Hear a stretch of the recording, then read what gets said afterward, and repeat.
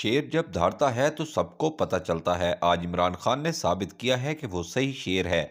सूरत हाल ये पैदा हुई कि इमरान खान को आज धमकी दी गई और पिछले 2 दिन से धमकी दी जा रही थी कि अगर आपने असम्बली तोड़ी तो आपको गिरफ्तार कर लिया जाएगा, क्रैकडाउन शुरू हो जाएगा।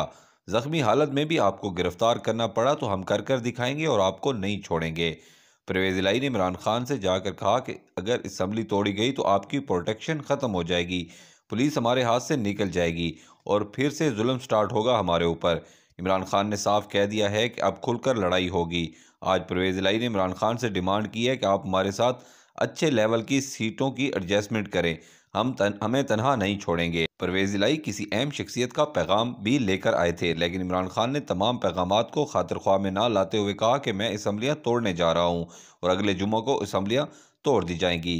और आज इमरान खान के खिताब में सबसे अहम बात यह थी कि जब इमरान खान ने जनरल बाजवा पर तनकीद शुरू की तो उस वक्त परवेज इलाही का चेहरा देखने वाला था।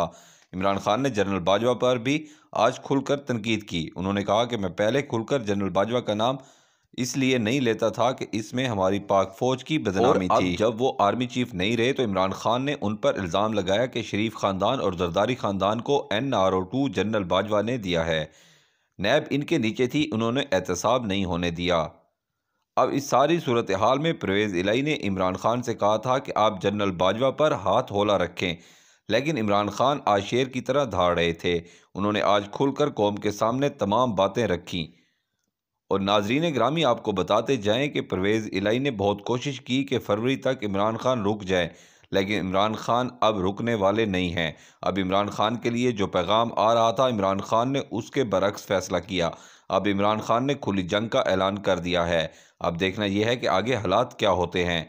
दूसरी जानिब नवाज शरीफ ने परवेज इलाही को अपने साथ मिलाने से साफ इनकार कर दिया है। तो अब परवेज इलाही, जो कि काफ़ी दिनों से PDM से उम्मीद लगाए बैठे थे, इनकी जब वहाँ से उम्मीद टूटी तो वो फिर इमरान खान के चरणों में पहुँच गए।